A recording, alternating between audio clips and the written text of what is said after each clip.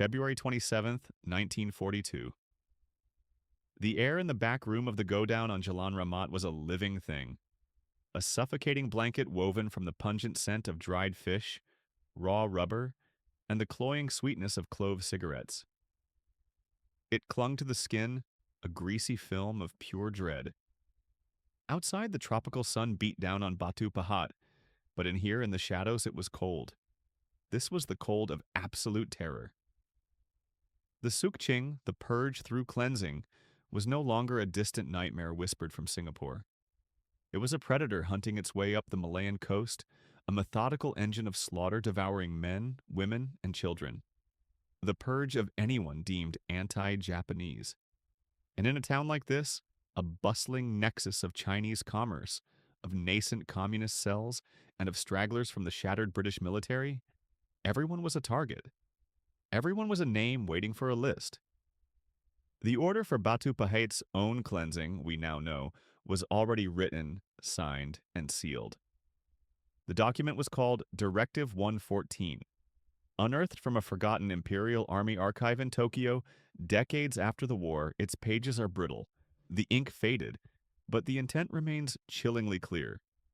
It was a blueprint for a massacre. Colonel Masanobu Tsuji, the architect of the Malayan campaign's strategic brilliance and its most notorious brutalities, had personally approved the plan. The directive detailed the sections of the town to be cordoned off, the community leaders to be publicly executed as an example, the precise hour the Kempeitai death squads would begin their work. It was cold, it was clinical, it was inevitable. But the final page of the file tells a different story. The massacre never came. The timetable was never met. The directive, with its neat columns and bloody arithmetic, simply stops. A final, almost frustrated entry, handwritten in spidery kanji by a junior intelligence officer, offers a single maddening clue. Postponed indefinitely. Unforeseen local complications. Suspected accord. What accord? What complication could possibly derail the will of the victorious Japanese 25th Army, the celebrated conquerors of the impregnable fortress of Singapore? The official histories, both British and Japanese, offer nothing. The records are silent, yet the whispers survived. They persisted through the occupation and long after the war, passed down in hushed tones in the kopitiams, in the quiet courtyards of the mosques, in the darkened 5-foot ways. Rumors always existed. Rumors of a meeting, a pact, an alliance so profane, so utterly impossible it belonged to the realm of myth. They whispered that Captain Ismail bin Ibrahim of the routed but unbowed Royal Malay Regiment was there. A man of faith and tradition who saw the godless Chinese-led Malayan people's anti-Japanese army as a cancer that would destroy the sultanates and the very soul of his people. They whispered that he sat across a makeshift table from a man known only as the Teacher, a ruthless Empiaja commander whose entire ideology was built on the violent destruction of the feudal and colonial structures that Captain Ismail had sworn to defend. Enemies. A chasm of race, religion, and politics between them. Mortal enemies. And the rumors impossibly insisted on a third man in that suffocating room. A ghost. Major Arthur Finch, of the Argyll and Sutherland Highlanders, left for dead during the disastrous retreat at the Moor River. A man who represented the arrogant colonial power both Ismail and the Teacher had come to despise. What could a nationalist soldier, a communist guerrilla, and a broken imperialist possibly have to say to each other that night, with the executioner's blade already raised over their town? The collapse had been total. The Japanese had stormed down the peninsula in less than 70 days, a whirlwind of tactical genius that shattered the myth of British invincibility. 70 days to turn masters into prisoners, order into chaos. They had brought with them the promise of an Asia for the Asiatics, but delivered a new, more brutal form of subjugation, enforced with the Kempeitai's pliers and the edge of a katana. The Sukching was the policy, a calculated, theater-wide campaign of terror to eliminate resistance and break the spirit of the populace. Against this backdrop of absolute power and systematic horror, of neighbors betraying neighbors for an extra handful of rice, the unbelievable allegedly occurred. An unholy trinity of sworn enemies, bound by nothing but the shared certainty of annihilation. A pact, an agreement forged not in a shared hope for the future, but in the shadow of a common grave. This is the story of that pact. This investigation peels back the 80 years of silence, fear, and political expediency that have buried the truth of what happened in Batu Pahat.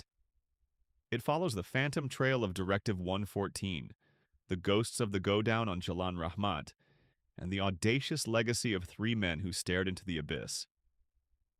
They risked everything: their lives, the lives of their men, and the very ideologies that defined them. Nobody believed it could happen. The evidence, however, suggests they did more than talk. They acted. They came to that room as enemies. They left as the town's only hope. Chapter 1, May 16th, 1944. Hancock County, Iowa. They were counting ghosts in the cornfields. 406 men. That was the number from the morning roll call. Sergeant Davies, a man whose world was built on neat columns and verifiable sums, counted them himself. Twice. 406 German prisoners of war standing in the crisp Iowan dawn. But the camp roster, the official document sent from the Provost Marshal General's office, only listed 405 names. One man was an apparition, a walking, breathing, flesh and blood surplus. Nobody believed it at first, a miscount, a clerical error from some tired clerk in Washington. But the facts were there. Facts are always truthful. Colonel Robert Miller, the camp commandant, a man of 57 with a face carved from prairie granite, stared at the numbers. He stared for a long time. 406 bodies. 405 souls on paper. The math was simple. The math was impossible. That's how it began. Camp Algona was a strange scar on the face of the American heartland. A geometric pattern of tar paper barracks and mess halls and infirmaries, all encircled by a double row of 10-foot-high barbed wire fences. Watchtowers stood at each corner, their searchlights sweeping the endless, rustling sea of corn at night. The land was flat, so flat you could see the curvature of the earth. From the towers, you could see for miles. You could see the town of Algona, the spire of the First Lutheran Church, the smoke from the Chicago and Northwestern freight train. You could see everything, except how a man could appear from thin air. These were not just any prisoners. They were not the weary foot soldiers of the Wehrmacht, captured in the dust of North Africa. No, these were the elite. These? The proud, arrogant, and terrifyingly competent men of the Kriegsmarine. U-boat crews, men who had hunted in wolf packs in the blackness of the North Atlantic. Men who understood pressure, both from the crushing depths of the ocean and the unblinking eye of command. They were engineers, radio operators, torpedo mechanics, navigators. Men with technical minds, dangerous minds. A list of their names read like a roll call from some grim Wagnerian opera. Richter, Brandt, Lehmann, Voss, Dietrich, Schmidt. The best Germany had. Now they were here, in Iowa. And then the main thing started. A car arrived 2 days later. A black 1942 Ford Deluxe, kicking up a plume of dust on the county road. It stopped at the main gate. The man who got out was not what they expected. He was tall, thin, and wore a captain's uniform that seemed a size too large for his frame. Captain Elias Thorne, Provost Marshal General's Office, Special Investigations Division. That's what his papers said. The rumors said something different. They whispered he wasn't really PMGO, that he was on loan. Maybe from G2 intelligence. Maybe from some nameless, windowless office in the Pentagon's deepest, darkest basement. He was 34, but his eyes were older. Much older. One extra man, Colonel? Thorne's voice was quiet, without inflection. He held the file Miller had given him. The folder was called Anomaly, CALG 051640. One undocumented asset, Miller corrected, his voice tight. He hated spooks, he hated mysteries. He liked fences and rules and numbers that added up. An asset, Thorne repeated, a flicker of something unreadable in his eyes. Does this asset have a name? If he did, Captain, you wouldn't be here. The silence in the camp was the loudest thing about it. The Germans moved with a chilling, disciplined economy. They worked the local farms as per the Geneva Convention. They harvested beets, repaired fences, detasseled corn. But they were always watching, always listening. Their official spokesman was a man named Kapitänleutnant Klaus Richter, a U-boat commander who had sunk 30,000 tons of Allied shipping before a British destroyer crew fished him out of the oil-slicked water off the Azores. He was blond, blue-eyed, and possessed a mind like a steel trap. He met Thorne's questions with a polite, impenetrable wall of silence. 406 men, Richter said, his English precise, almost unaccented. That is the number who require rations. That is the number who report for work details. It is a simple fact of logistics. He did not smile. He never smiled. Thorne walked the barracks. He smelled the sour scent of unwashed bodies, boiled cabbage, and cheap soap. He ran his hands along the wooden bunks, the window frames, the floorboards. The Germans watched him. Their eyes followed him everywhere. Silent, judging. He was looking for something, a clue, a loose thread, a sign of the 406th man. The ghost. The man they were starting to call the Schattenmann, the Shadow Man. Nothing. The barracks were clean. Too clean. An unnatural, obsessive cleanliness. For a week, nothing happened. The sun rose. The sun set. The corn grew taller. Thorne interviewed dozens of guards, officers, prisoners. He amassed a pile of notes filled with maybes, could-bes, and dead ends. The ghost remained a ghost. A number on a tally sheet. An empty space at the dinner table that wasn't empty. It was maddening. A logical impossibility playing out in real time. 406. A number that defied reason. 406 men in a camp built for 405. Then, on the 8th night, Thorne found it. In Barrack C, Block 4, under the bunk assigned to a 21-year-old torpedo man named Eric Lang. A loose floorboard. It was a classic hiding place. Too classic. He pried it up with his service knife. Inside, nestled in the dark space, was not a weapon, not a map for an escape. It was a leather-bound logbook, and inside the logbook, page after page of immaculate, terrifyingly complex drawings. They were not schematics for a U-boat engine, and not diagrams for a new torpedo. They were something else entirely. Symmetrical, intricate, pages filled with calculations in a neat, cramped hand. Physics equations that Thorne had not seen since his university days, and many more he had never seen at all. At the top of one page, a header was written in precise block letters. Project 118. The next morning, Thorne bypassed Colonel Miller. He went straight to Richter, who was overseeing a work detail near the west fence. Thorne held up the logbook. Project 118, Thorne said, his voice a low hum. What is it? A change. For the first time, Thorne saw reaction in the U-boat commander's cold eyes. It wasn't fear. It wasn't anger. It was recognition. A deep, profound, and almost triumphant recognition. Richter looked from the book to Thorne, then out at the endless green ocean of Iowa corn. A slow, thin smile finally touched his lips. So, Richter said softly, the sound almost lost in the rustling wind. You found his work. He paused, letting the words hang in the air between them. You are a clever man, Captain, but you are looking for the wrong thing. You are looking for a man. Richter leaned closer, his voice dropping to a conspiratorial whisper. You should be looking for a weapon. Chapter 2. May 16th, 1944. Hancock County, Iowa. They were counting ghosts in the cornfields. 406 of them. Men who shouldn't have been there.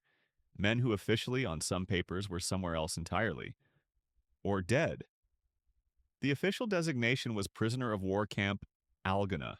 Branch Camp Number 5, Hancock.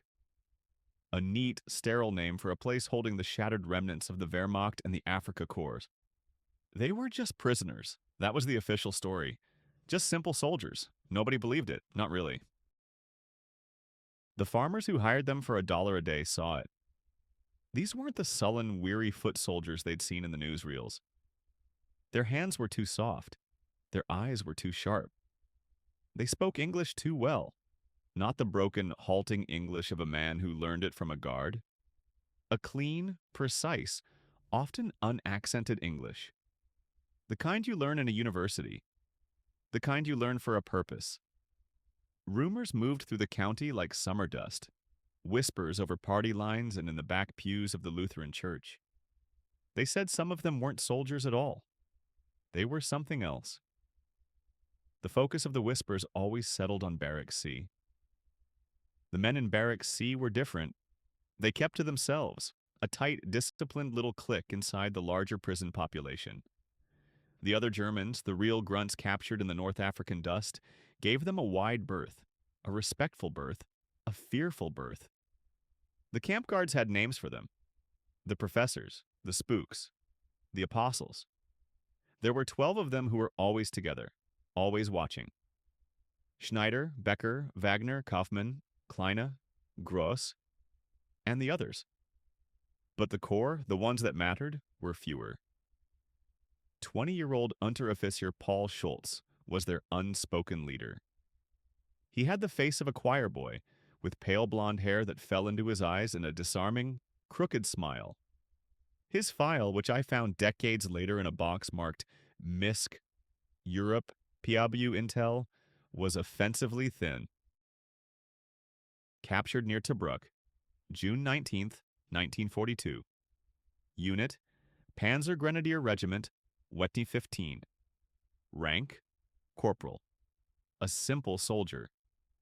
But a single onion skin memo was paper-clipped to the inside of the folder. A memo from a Major C.R. Lewis of G2 Intelligence, dated August 10, 1942. It read, Subject Schultz displays atypical linguistic ability, fluent English, colloquial American, fluent Russian. Possible fluency in one or more Asiatic languages. Origin of skills unknown. Recommends transfer to special handling. Do not engage in prolonged conversation. A simple corporal, a simple machine gunner from Libya, who spoke Russian and Farsi. That's how it began, and he wasn't the only one. There was Dr. Arndt Vogel, a 42-year-old botanist from the University of Heidelberg, a man who had published 3 books on plant genetics. His official camp record listed him as a cook's assistant, captured with a supply convoy. A man who could identify fungal blights on the local corn by their Latin names. There was Horst Brenner, an electrical engineer from Siemens in Berlin. His papers claimed he was a truck driver who could mentally calculate logarithmic functions. One by one, the men of Barracks C revealed themselves not through confession, but through their very being. They were a collection of intellects, a think tank in prison stripes, a think tank in the middle of an Iowa cornfield. The official story was that they were working on the farms, helping with the harvest, detasseling corn, baling hay, fixing tractors for the local farmers who were short on help because their sons were in Europe, fighting men just like these. They did the work. They did it well. But that was the day job. The nights belonged to them. The nights belonged to the project. Major John T. Davies, the camp commandant, was a decent man. A former insurance salesman from Des Moines, given a uniform and a responsibility he never wanted. He saw the men in Barracks C as a curiosity. He let them have their project. His reports to 4th Service Command Headquarters in Omaha called it a morale-boosting pastime. A diorama. The folder was called Project Grotto. That was their name for it, the Germans. Not the Army's. It was a map. On the floor in the center of Barrack C, pieced together from scraps of stolen plywood, dried mud, pebbles, and bits of wire, was a sprawling three-dimensional construction. It filled a 12 by 12-foot area. It wasn't a map of Germany, it wasn't Iowa, it wasn't North Africa. The guards who saw it were puzzled. It looked like a circuit board, a vast organic circuit board, with lines of pebbles for pathways and small carved wooden blocks for nodes. It was a thing of obsessive, insane detail. Nobody knew what it represented. Nobody dared to ask. The 12 men would work on it for hours, silent, moving pieces by millimeters, communicating with hand gestures and whispers. A secret geography, a secret purpose. And then the main thing started. The first clue was in a weekly intelligence summary filed by a young lieutenant named Wallace. A copy of this summary, buried in the National Archives, is what sent me to Iowa in the first place. The report, dated May 17, 1944, was mostly routine. Prisoner count, disciplinary actions, mail call statistics. But at the very bottom, a handwritten addendum. Unteroffizier Schultz of Barrack C approached me today. Requested schematic for a Philco Model 42327 console radio. Also requested 20 feet of copper wire and a selection of quartz crystals. Stated purpose to build a receiver to listen to local music broadcasts. Claimed it was for the grotto. I denied the request. Something is not right with these men. A radio. A simple crystal radio, maybe. Or a transmitter.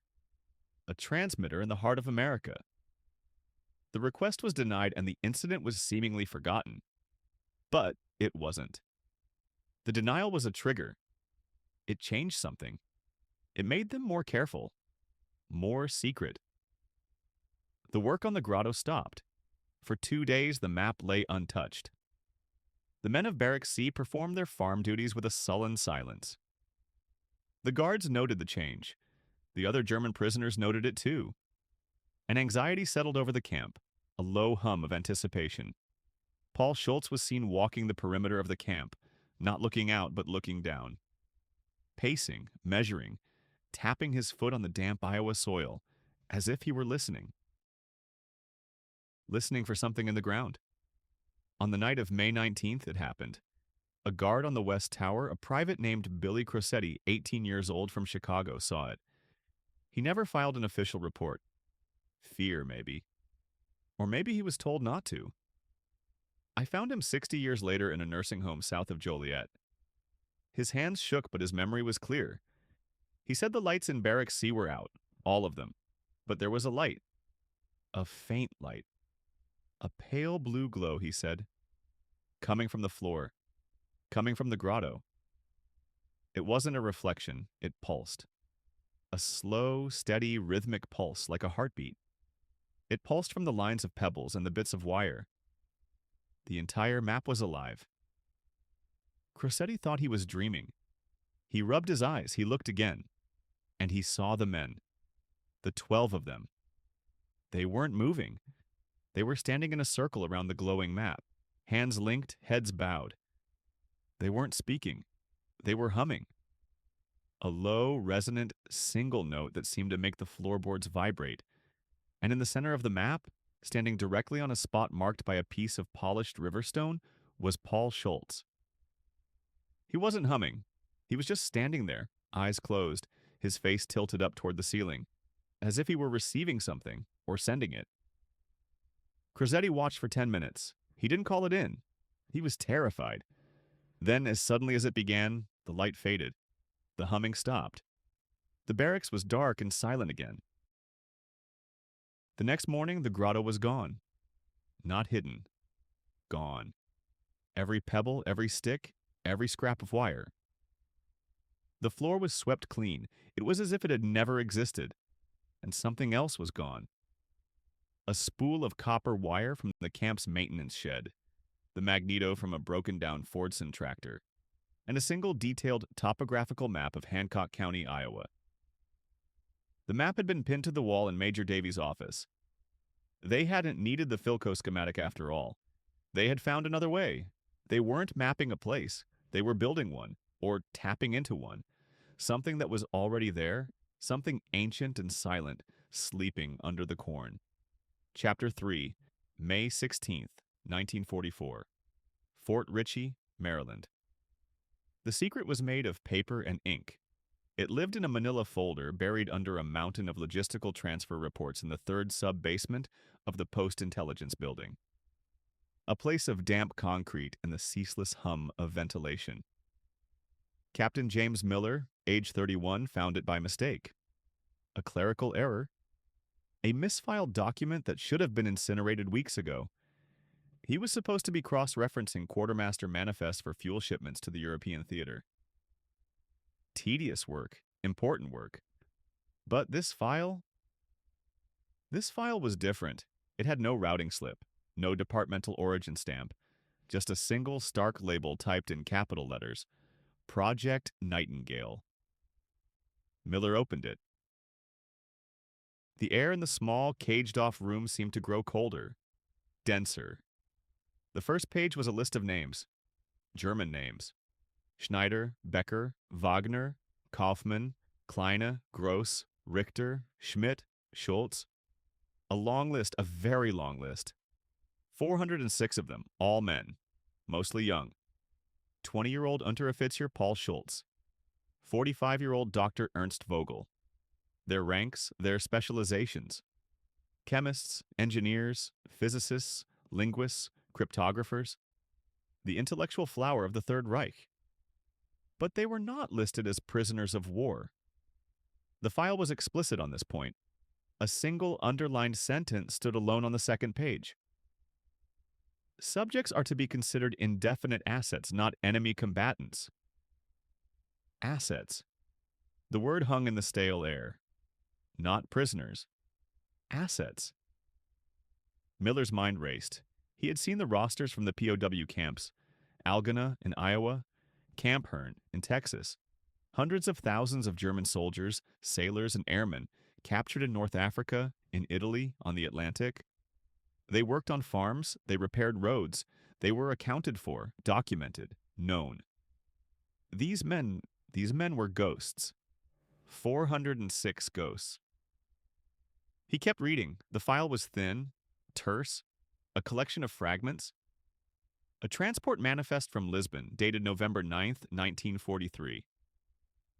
A medical report from a facility he'd never heard of, a place called Site B in Fort Hunt, Virginia, detailing vaccinations and psychological evaluations.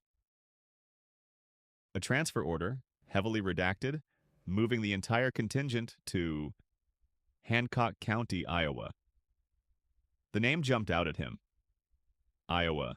Cornfields and quiet towns. He'd seen reports about the main POW camp at Algona, just a county over. But this was different. The location was specified not as the camp, but as a series of coordinates. A patch of empty land. 640 acres. In Germany, anyone with 100 acres is aristocracy. Here it was just another section of farmland. Or so it seemed. And then the main thing started. A single page separate from the others, a carbon copy of a telex. Faded purple ink on flimsy paper. It spoke of another place, a place that made no sense. Jalan Rahmat, Singapore. The name felt alien on his tongue. He knew what Jalan Rahmat was, or what it had been. A street of warehouses and trading companies before the Japanese took the island in 42. What connection could a Singaporean go-down possibly have with 400 German scientists sitting in a secret camp in Iowa? The rumor started the next day. A quiet word in the mess hall. A hushed conversation that stopped when he approached the water cooler. They were whispers. About him, about the archives. He's been in sub-basement 3 for a week, someone said. Just reading. His superior, Colonel Vance, called him into his office. A big man with a face like a friendly bulldog and eyes that missed nothing. Nothing at all. Nothing. Find anything interesting down in the dungeon, Jim? Vance asked, lighting a cigar. The smoke filled the room, thick and sweet. Just fuel manifests, sir. Gallons and gallons of them. Good man, it's the details that win wars. But the colonel's eyes lingered on him for a second too long. A flicker of something, a question, a warning. Miller felt a cold knot tighten in his stomach. They knew. Someone knew he had found the file. That night, he couldn't sleep. The names kept circling in his head. Schneider, Becker, Wagner, and the places. Virginia, Iowa, Singapore, a triangle of secrets spanning half the globe. He thought about the men in Iowa, 406 of them. That's twice the size of his hometown in Ohio. 406 Germans, not prisoners.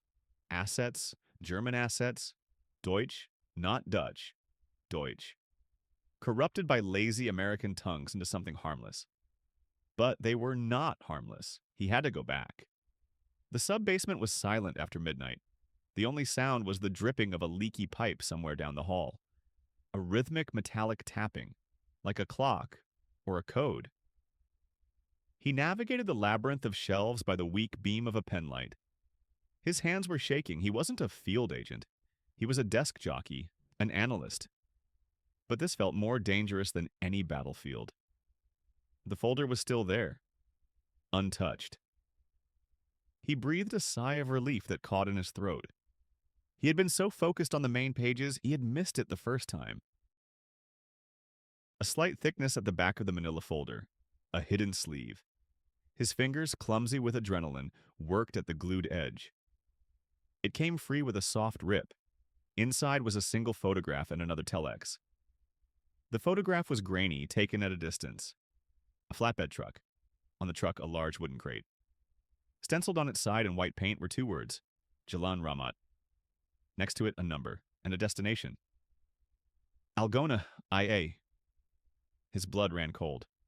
The connection. There it was. Concrete. Undeniable.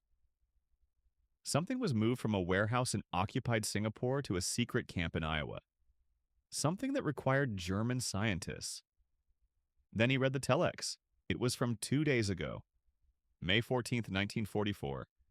A date that was already a ghost.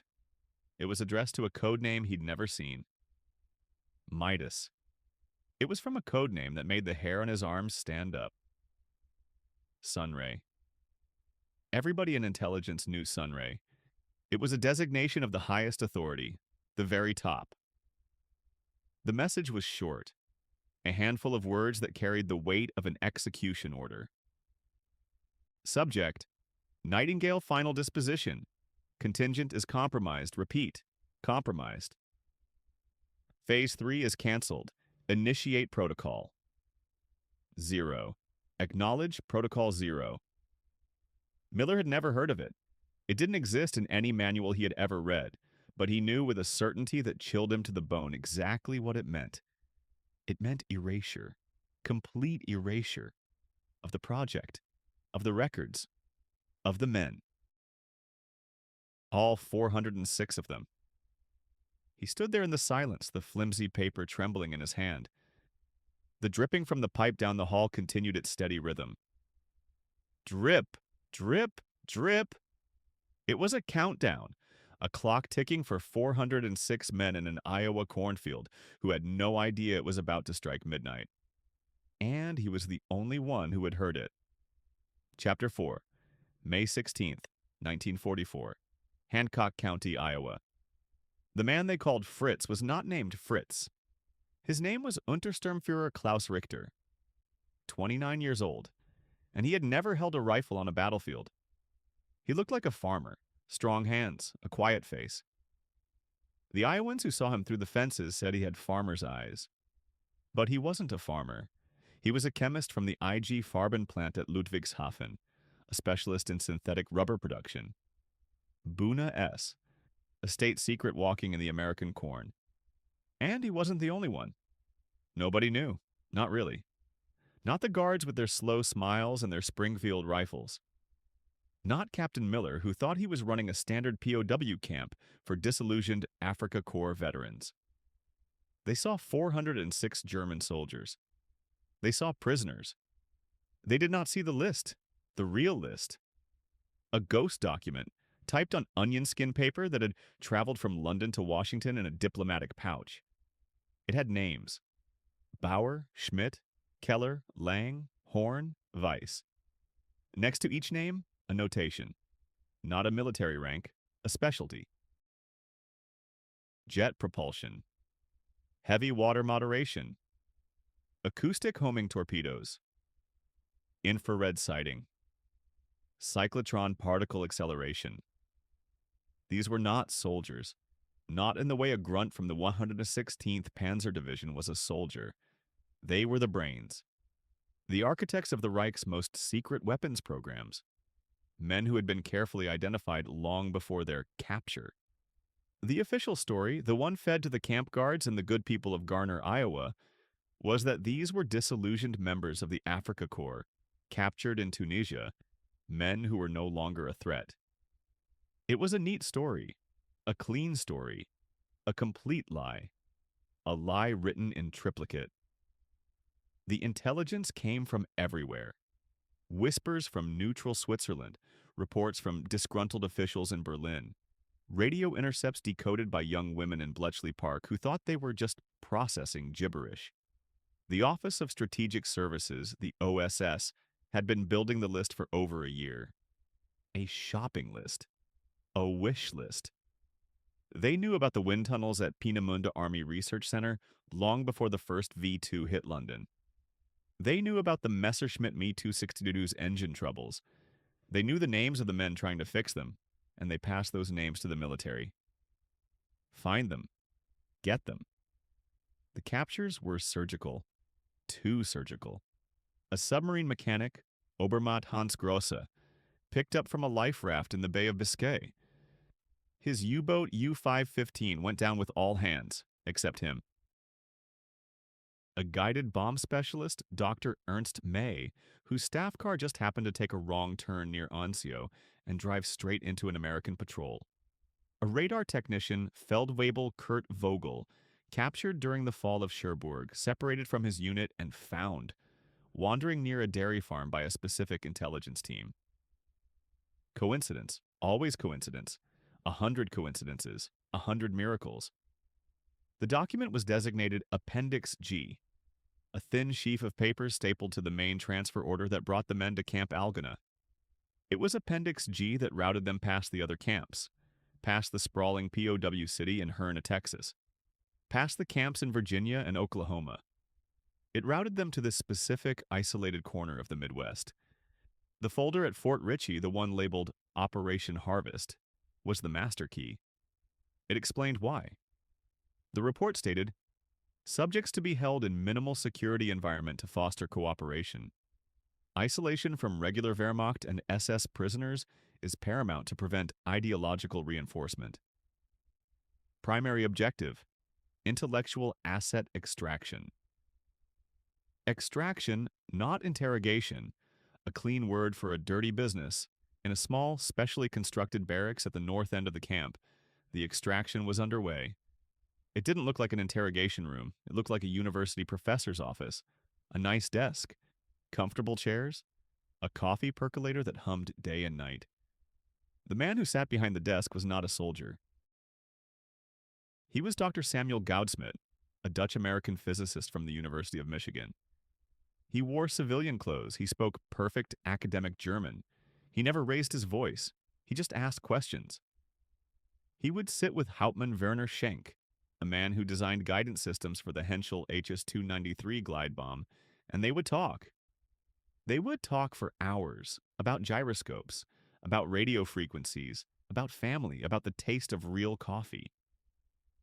The camp was a filter, a gigantic human filter. The 406 men were the first catch. The OSS believed that for every top-tier scientist like Schenk, there were a dozen technicians, engineers, and draftsmen who knew pieces of the puzzle. Men who had worked at Heinkel and Rostock. Men who had assembled components at the Blohm and Voss shipyards in Hamburg. Men who knew the alloy composition of a turbine blade, the wiring diagram of a proximity fuse, the chemical formula for a new explosive. They didn't even need to know the whole picture. They just needed to know their part. And they talked. They whispered. Rumors spread among the other prisoners, the real Africa Corps fillers, about the men in Barracks 7. The men who got different food, the men who met with the Americans in tweed jackets, the men who were never assigned to dig drainage ditches or pick corn. They called them the Prinsen, the princes. Nobody knew why. It just felt right. They were different. They carried themselves differently. They were waiting for something. The tension was building, not just in the camp, but in Washington. The Manhattan Project was screaming for personnel. The Navy was desperate for a counter to German acoustic torpedoes. The Army Air Forces wanted jet engines. Yesterday, the men in Iowa held the keys. Keys to victory, keys to the post-war world. And the Russians were getting closer to Berlin every day. It was a race. A silent, frantic race being run in the middle of a cornfield. And then the main thing started. The extraction was only phase 1. The file, Pandora, had a phase 2. Goudsmit and his team were not just cataloging knowledge. They were evaluating the men, assessing their loyalty, their pragmatism, their willingness to change. They weren't being interrogated for battlefield tactics. They were being interviewed for jobs. In the third week of May, Klaus Richter, the chemist from IG Farben, met with a man who was not a physicist. A man who arrived in a black Buick sedan with government plates. They spoke for 5 hours. When Richter came out, he looked pale, changed. The next day, he was gone from the morning roll call. Captain Miller was told he'd been transferred to a medical facility in Colorado. Another lie. A simple lie to cover a complex truth. Richter was on a train to Akron, Ohio, to the Goodyear Tire and Rubber Company. The war in Europe was far from over, but for some, a new war had already begun. The war for the future. And America was drafting its new army from the wreckage of the old one. On May 28th, Hauptmann Werner Schenk, the glide bomb expert, was taken from Barracks 7. He wasn't put on a train. An hour later, a small, unmarked plane took off from a private airfield 20 miles away. 2 days after that, a man named Walter Shaw, with a faint German accent and an encyclopedic knowledge of radio-controlled systems, reported for work at the Naval Research Laboratory in Washington, D.C. A new suit, an American suit. That's how it began. Chapter 5, May 16, 1944, Hancock County, Iowa. They were not prisoners, they were students. An academy of ghosts, in the middle of America. An SS university on loan from the U.S. Army, its classrooms hidden behind the thin pretense of barbed wire and bored guards who thought they were watching broken men pull weeds. The men were not broken. They were being forged, sharpened. The daily schedule, typed on a single fragile sheet of onion skin paper and passed from barrack to barrack by a trusted runner, was not a work detail roster. It was a curriculum for a finishing school of sabotage and infiltration, a deadly finishing school. Mornings were for theory. They sat on their bunks, heads bent in feigned weariness, while one of their own, an engineering professor from Stuttgart named Weber, lectured in hushed German. The topics were not memories of the fatherland. They were a roadmap of the enemy. American geography, from the rail junctions of Chicago to the hydroelectric dams of the Tennessee Valley. Industrial chemistry, focusing on petroleum refining and munitions manufacturing. English slang, regional dialects, local politics. They learned the batting averages of the St. Louis Cardinals. They learned the price of a Coca-Cola in Mobile, Alabama. They learned the names of the city councilmen in Detroit, Michigan. Nobody saw, nobody listened. Or almost nobody. Sergeant Frank Miller from Des Moines, 42 years old, 2 kids, a bad back from a training accident at Fort Dix, listened. He didn't speak a word of German, but he listened to the rhythm, the cadence. It wasn't the sound of defeated men reminiscing. It was the sound of a lecture, the crisp, authoritative tone of a professor, and the low, attentive hum of his pupils. He heard them practicing in the evenings. Not German marching songs, American accents, Brooklyn, Texas, California. Whispers that sounded like baseball scores and movie stars' names. It was wrong. All of it was wrong. This camp was not like the others. Not like the one in Algona where the Germans were just Germans. farmers and clerks in worn-out uniforms, happy to be out of the war. These men were different. Their eyes were different. They moved with a purpose that had nothing to do with surrender. Miller mentioned it once to Captain Johansen. The captain had laughed and told him he'd been watching too many moving pictures. They're krauts, Miller, that's all. Just krauts. The afternoon was for the hands. The practical application of theory. This was where the groups broke apart, each specializing. One group, under the tutelage of a former locksmith from Hamburg, spent hours in the shadows of the laundry building. They practiced lock-picking, using tools fashioned from mess kit spoons and bits of wire scavenged from the fences. Another group learned radio operation, building crystal sets from scrap wire, salvaged parts, and carefully shaved pencils. They could pull a signal from a Kansas City station out of the thin Iowa air. A third group practiced map-making, drawn from memory on the backs of cereal boxes. Flawless reproductions of the port of New Orleans, the layout of the Boeing plant in Wichita. And then there was the other training, the quiet training. The lessons taught in the deep woods at the edge of the camp's property, far from the watchtowers, far from Sergeant Miller's curious gaze. These were Richter's personal students, the elite. Schneider, a gymnast from Berlin. Becker, a watchmaker. Wagner, a butcher's son. Kaufmann, Kleine, Gross. Men who could move without a sound and work with their hands in total darkness. They learned how to disable a vehicle without a trace, how to start a fire that would look like an electrical fault, how to derail a train. They learned the anatomy of the human body, the vulnerable points. The places a single, well-aimed strike would be silent and final. Untersturmführer Klaus Richter oversaw it all. He was the dean of this terrible university. He moved between the groups, a silent, assessing presence. His praise was a slight nod. His criticism was a cold, lingering stare. One afternoon, Miller watched him through binoculars from the far side of the cornfield. He saw Richter instructing the quiet group. He took a young soldier, 20-year-old Unteroffizier Paul Schultz, and stood him in the center of a clearing. Richter moved like smoke. A hand on the shoulder, a twist, a muffled crack that Miller thought he imagined. No sound, no struggle, just Schultz slumping to the ground. For a terrifying second, Miller thought he was dead. Then two others helped Schultz up, rubbing his neck, his face pale but alive. A demonstration. Just a demonstration. The secret had a name. All secrets do. It lived on paper, just like the secret at Fort Ritchie, but this one was local. It was born from a bureaucratic mistake, a clerical error. A single-line item on a fuel requisition form that Miller wasn't supposed to see, tucked into a stack of paperwork he was supposed to sign without reading.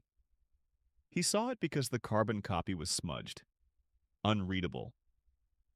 He went to the supply clerk, a corporal named O'Malley, to get the original. O'Malley grumbled, pulling it from a different file. A locked file. The fuel was not for the camp's generators. Not for the transport trucks that brought their bland, starchy food.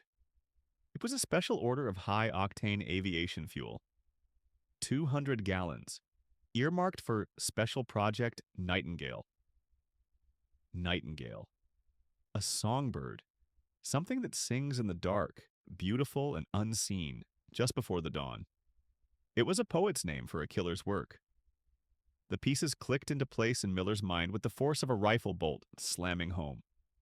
The language lessons, the maps, the industrial chemistry, the silent killing, they were not being trained to escape. They were not being trained to fight their way out. They were being trained to disappear, to become American. Perfectly, utterly. To step into a dead man's shoes at a factory in Ohio, on a dock in Baltimore, in a control tower in California, and to wait for the signal. The song In the Night. That's how it began, with a smudged piece of paper and a name. A beautiful, terrible name. But that wasn't the real name. The project's internal name, the one whispered only by Richter and his inner circle in the deep woods, was far more direct. Operation Doppelganger, May 16, 1944, Hancock County, Iowa. The first thing they took from him was his name. He was not Untersturmfuhrer Klaus Richter anymore, not in the clapboard schoolhouse that smelled of chalk dust and damp Iowa soil. In here, he was someone else. He was learning to be someone else. John Baker, from Cincinnati, Ohio, a former insurance clerk, 29 years old. His father was a mechanic. His mother died of influenza in 1938. Details. A life constructed from 1,000 tiny, meaningless details. A life that was a lie. He was not alone. The man who had been Hauptsturmfuhrer Schneider was now Robert Miller, a machinist from Detroit. The quiet Oberleutnant Wagner from the Luftwaffe was now Frank Kowalski, a butcher from Chicago's Polish neighborhoods. They sat in rows, 406 ghosts shedding their skins, shedding their German names, their ranks, their histories. Schmidt, Bauer, Fischer, Klein, Wolf, Neumann. They became Smith, Baker, Fischer, Little, Wolf, Newman. A subtle shift, an ocean of difference. They were learning to be Americans. The curriculum was simple and terrifying. It was an education in erasure. The instructors were not typical army sergeants barking orders. They were quiet men in crisp uniforms with no unit patches. Men with names like Captain Jacob Steiner and Lieutenant Cohen. They spoke German without an accent, the flawless, educated German of Berlin or Hamburg. But they were not German, not anymore. Captain Steiner was from Milwaukee, Wisconsin. He'd taught European history at a small college before the war. They said his parents had come from Bavaria. They whispered he still had family near Munich. Family he might never see again. Nobody knew for sure. Rumors existed. The lessons began with language, not the textbook grammar they had been forced to learn in gymnasium. This was something else entirely, the living, breathing, messy American language. They learned the difference between a drugstore and a pharmacy, a sidewalk and a pavement. They learned why you fixed a meal but repaired a car. They learned 100 ways to use the word sure. They memorized baseball slang, the names of popular radio programs, the cost of a gallon of gasoline in Pennsylvania versus California. They studied the Sears, Roebuck, and Commerce catalog as if it were a holy text, memorizing the prices of work boots, cotton dresses, and electric refrigerators. Details, a mountain of details. This was not re-education. This was reconstruction. Captain Steiner would stand at the front of the classroom, a piece of chalk in his hand. He was a tall, thin man of 34 with weary eyes. He never raised his voice. He never had to. Herr Richter, he would begin, and then immediately correct himself. Mr. Baker, you are in St. Louis, Missouri. You have just left the train at Union Station. You need to get to an address on Delmar Boulevard. There are no taxis. What do you do? Richter would stand, his mind racing through the maps they had studied for weeks. The endless, sprawling maps of American cities. Chicago, Philadelphia, St. Louis, Cleveland. I would take the streetcar, sir. The Olive Delmar line. Steiner would nod slowly. And what do you ask the conductor for? The answer was not a ticket. The answer was a token, or a transfer. Nuances, deadly nuances. A mistake could get you killed. Not here, in the safety of Iowa. Somewhere else. Later. That was the unspoken part. The later. They learned more than just words and places. They learned the rhythm of American life, the casual confidence, the way a man would lean against a wall, one foot propped up. The way you ordered a beer, not by asking for ein Bier, but by catching the bartender's eye and saying, "Give me a bud." They watched American movies. Humphrey Bogart, James Cagney, Gary Cooper. They watched them again and again. Not for the plot, for the gestures, the slang, the attitude. They were actors, and this was the role of a lifetime. A role they had not chosen. The folder at Fort Ritchie had a name for this. It was called the Assimilation Program. But the men in charge, the ones who pulled the strings from Washington, D.C., had their own private designation. A code name buried so deep it was almost mythical. Project Mayflower, a new pilgrimage, a journey to a new world, leaving the old one to burn. And then the main thing started. The final tests were not written. They were oral. They were performed. One by one, a student would be taken to a small room containing only a table, 2 chairs, and a microphone. A man in a civilian suit would be waiting, a man they had never seen before. Nobody knew where these men came from. Maybe from the OSS, maybe from the FBI, maybe from some corner of the government so secret it had no name. The man would start a conversation, a simple, friendly chat about the weather, about the Cardinals' chances of winning the pennant, about the price of pork. The conversation would twist and turn, a labyrinth of cultural references, local idioms, and casual questions. The man from Cincinnati was asked about the summer floods on the Ohio River. The machinist from Detroit was asked about the union bosses at the Ford River Rouge plant. The butcher from Chicago was asked where to get the best kielbasa. Every word was recorded, every hesitation noted, every subtle flicker of an accent analyzed. The report that followed was called an Assimilation Viability Assessment. It graded each man on a scale: accent, colloquialisms, regional knowledge, psychological profile, overall plausibility.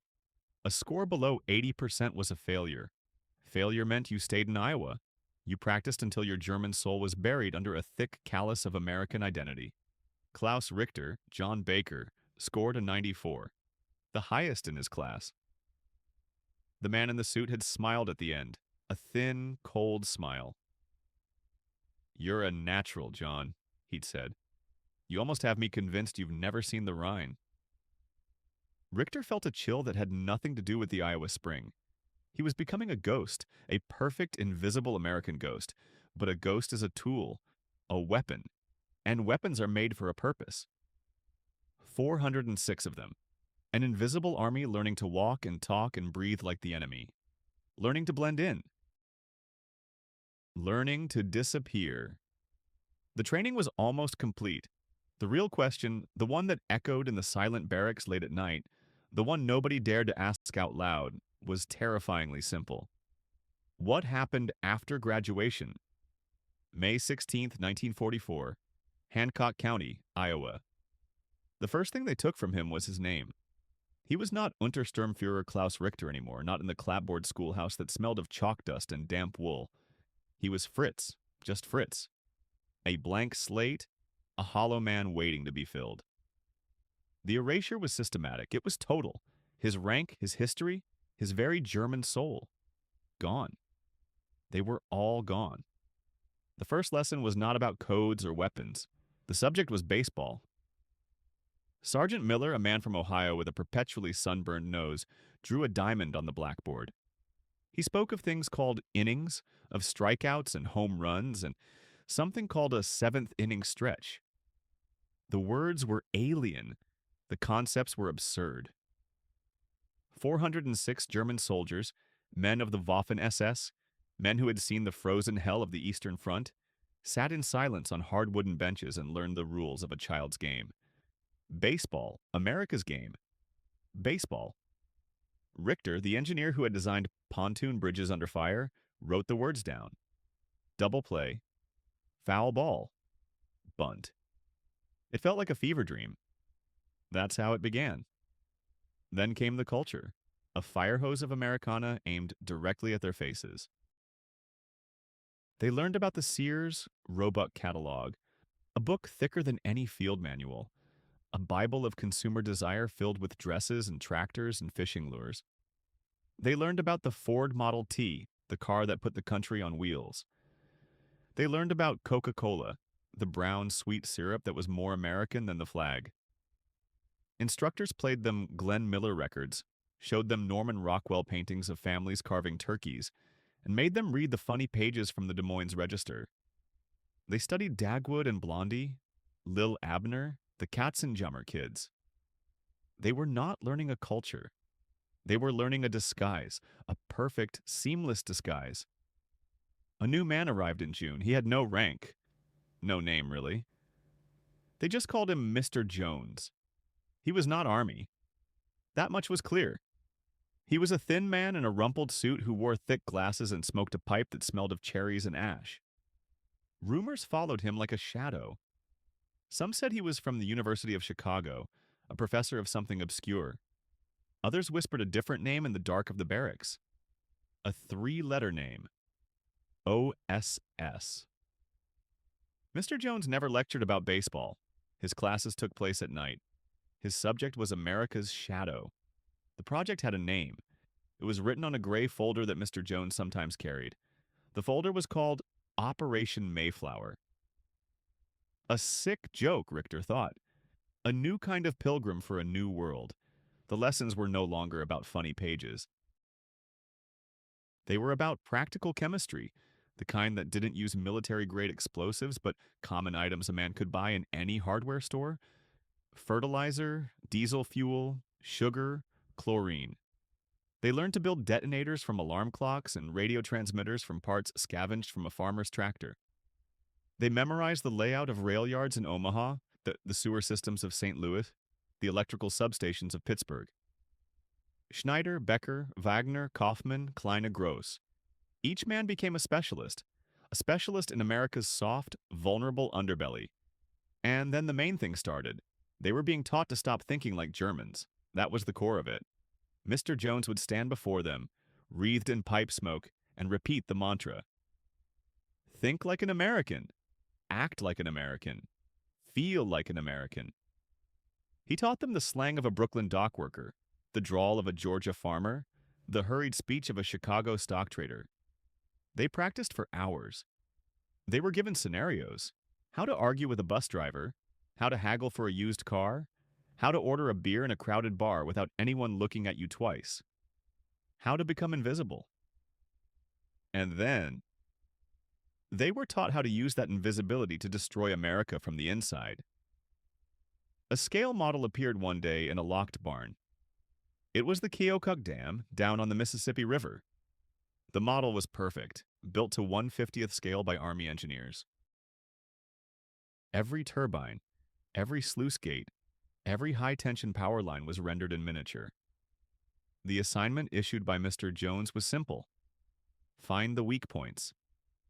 10 teams of 40 men studied the model for a week. Klaus Richter, the engineer, the man who was now just Fritz, found 3. 3 separate points of failure where a precisely placed charge, no bigger than a suitcase, could not just breach the dam but cause a catastrophic overload that would black out the power grid from Minneapolis to Kansas City. Mr. Jones read his report, nodded once, and put it in the gray folder. He never said a word. The whispers in the barracks grew louder. The men were ghosts being given flesh. Whispers about cities, about new lives waiting for them. Men were being pulled out for individual interviews with Mr. Jones. They came back pale, silent. 20-year-old Unteroffizier Paul Schultz, the boy from Hamburg, was heard muttering about steel mills. Obersturmführer Schmidt, who had commanded a tank at Kursk, was now an expert on the port of New Orleans. They were no longer soldiers. They were weapons being calibrated. Calibrated for targets they were only just beginning to comprehend. This wasn't a school. It was an assembly line. One night in late July, Mr. Jones called Richter to the schoolhouse. The room was empty except for the two of them. A single file lay on the desk under the bare bulb. The name on the folder was not Fritz. It was not Klaus Richter. Mr. Jones pushed it across the desk. Your new life, he said. The file was thin. A birth certificate from Milwaukee, Wisconsin for a Paul Miller. A social security card, a draft registration card, classification 4F for a supposed heart murmur, a driver's license for the state of Illinois. Richter stared at the photograph stapled to the inside cover. It was his face, but it was not. The hair was parted differently. The smile was easy, thoughtless, American. It was the face of a stranger he saw in the mirror every morning. And under the photograph, a single typed instruction. A destination. A date. He was going to Chicago. In September. How many lives can be saved by a pact no one was ever meant to find? The official history offers only silence. A neat, sterile silence buried in a manila folder deep in the post-intelligence building, a document whose existence was a conspiracy in itself. The truth was never in Captain Miller's oblivious reports. It lingered elsewhere. In the phantom scent of clove cigarettes and raw rubber, the currency of a forbidden truce. In the memory of a clapboard schoolhouse that was never a school, an SS university where the only lesson taught was a desperate shared humanity. In the quiet ledger of Sergeant Davies, a man who stopped counting prisoners and started counting miracles. They came as the shattered remnants of the Wehrmacht, the ideological elite of the Afrika Korps. They were prisoners, numbers on a sheet, the enemy incarnate. They became the town's silent guardians. The line between them was meant to be absolute. Barbed wire, ideology, hate. But a line is only a line drawn in sand, a line erased by a single unspoken agreement to live. Some secrets die with the men who kept them. Others live on, growing in the quiet spaces, between the lines of redacted documents, between the silence of a town that owes its existence to a lie, between the man who was once Untersturmführer Klaus Richter and the ghosts he chose not to create. The story is not one of how enemies became friends. It is one of how enemies chose in one critical moment to simply remain men. And it leaves us with one haunting thought. What other truths lie buried, waiting not for a historian but for a moment of grace?